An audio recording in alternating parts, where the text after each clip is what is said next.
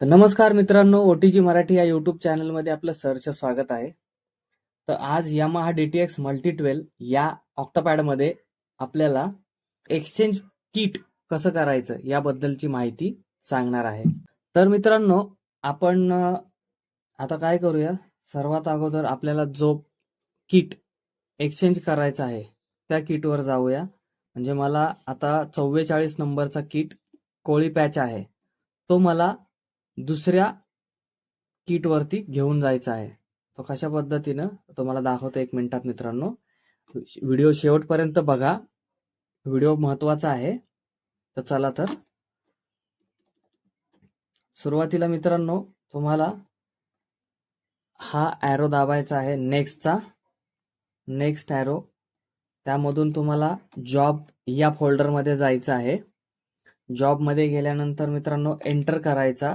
Enter केल्यानंतर सगळ्यात अगोदर तुम्हाला कॉपी पॅड, त्याच्यानंतर एक्सचेंज पॅड आणि त्याच्यानंतर एक्सचेंज किट असा ऑप्शन भेटेल. तर तुम्ही त्याला एंटर करायचा आहे. एंटर केल्यानंतर तुम्हाला जो पॅच एक्सचेंज करायचा आहे त्यासाठी एक नंबर भेटतील, ते नंबर तुम्ही मॅच करायचे आहेत.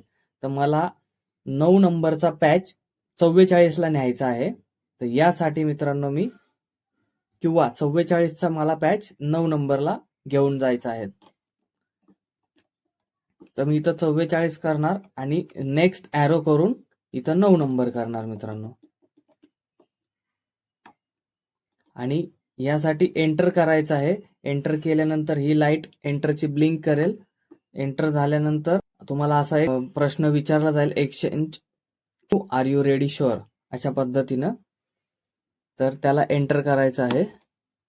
एंटर केल्यानंतर असा एकदा सगळं लाईट लागेल. आता तुमचा पॅच एडिट झाला, म्हणजे एक्सचेंज झाला. तर अशा पद्धतीने मित्रांनो मी 44चा पॅच 9 नंबरला आणलेला आहे. तर व्हिडिओ आवडला तर मित्रांनो लाईक, कमेंट, शेअर करा आणि सबस्क्राईब करायला विसरू नका. धन्यवाद.